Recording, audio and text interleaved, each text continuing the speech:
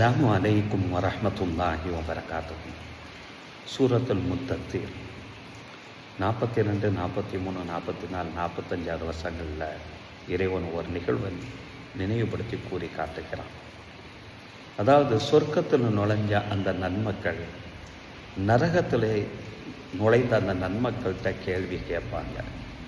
என்ன கேட்பாங்க தெரியுமா? மா ஸலககும் ஃபீ ஸகர், உங்களை சக்கர் என்ற நரகத்தில் நுழைவித்தது தான் எது என்று ஒரு கேள்விதான். அதுக்கு அந்த நரகவாசிகள் 4 காரணங்களை சொல்லுவாங்க. இந்த 4 காரணத்தின் காரணமாகத்தான் நாங்கள் இந்த நரகத்திலே நுழைந்தோம் என்று சொல்லுவாங்க. அதில் முதல் காரணம், காலூலம் நக்குமினல் முசல்லி, நாங்கள் தொழக்கூடிய மக்களாக இல்லை. 2வது, வலம் நக்கு நுதஇமுல் மிஸ்கீன், ஏழை எளியவர்களுக்கு நாங்கள் உணவளிக்கக்கூடிய நபர்களாக, தான தர்மம் செய்யக்கூடிய நபர்களாக நாங்கள் இல்லை.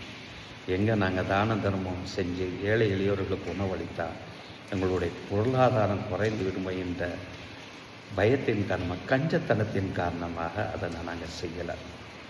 3வது காரணம், ஒக்குன்னா நகூது மால ஹாயிலை, இந்த உலக காரியங்களை, வீணான விஷயங்களை, வீணான பேச்சில் மூழ்கி கொண்டிருக்கக்கூடிய அந்த நபர்களோட நாங்களும் ஒன்றா சேர்ந்து வீணான காரியங்களில், வீணான பேச்சிலே எங்களுடைய காலங்களை கழித்து கொண்டு இருந்தோம். 4வது, ஒப்புன்னா நுக்கதீபோமித்தி, இந்த கியாமத்து நாளில் இப்படிப்பட்ட சூழ்நிலைக்கு நாங்கள் வருவோம் என்பதை நாங்கள் பொய்ப்பித்து கொண்டிருந்தேன் அந்த காலம் வரையில் பார்ப்போம் என்று நாங்கள் சொல்லி கொண்டிருந்தோம் என்று நரகவாசிகள் கூறுவார்களாம். இதனை உறுதிப்படுத்தக்கூடிய விளக்கி சொல்லக்கூடிய ஒரு ஹதீஸு ஜாமியு திர்மிதியில் நபித்தோழர் அனஸ் இப்னு மாலிக் ரலியல்லாஹு அன்ஹு அவர்கள் அறிவிக்கிறதா பதிவு செய்யப்பட்டிருக்கும். நபி ஸல்லல்லாஹு அலைஹி வஸல்லம் சொல்கிறார், ஒரு தோழர் இறந்துட்டார். அனஸ் ரலியல்லாஹு அன்ஹு சொல்கிறாங்க, ஒரு தோழர் இறந்துட்டார்.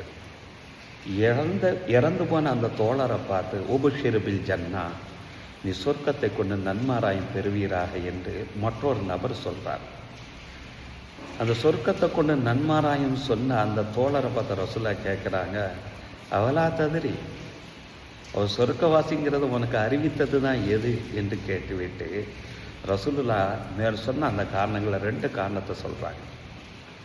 இந்த உலகத்தில் இருக்கக்கூடிய அந்த காலகட்டங்களில் தேவையில்லாத பேச்சைன்னு பேசிக்கொண்டு இருக்கக்கூடிய நபராக கூட இந்த இறந்து போன நபர் இருக்கலாம் அல்லவா. அடுத்ததாக, எங்கே தான தர்மம் பண்ணால் தன்னுடைய பொருளாதாரம் குறைஞ்சிருமோ என்ற பயத்தில் கஞ்சத்தனம் செய்த நபராக கூட இவர்கள் இருக்கலாம் அல்லவா என்று நபி ஸல்லல்லாஹு அலைஹி வஸல்லம் அந்த இடத்துல இவ்வாறு பதில் சொன்னதாக அனஸ் ரலியல்லாஹு அன்ஹு அவர்கள் அறிவிக்கிறார்கள்.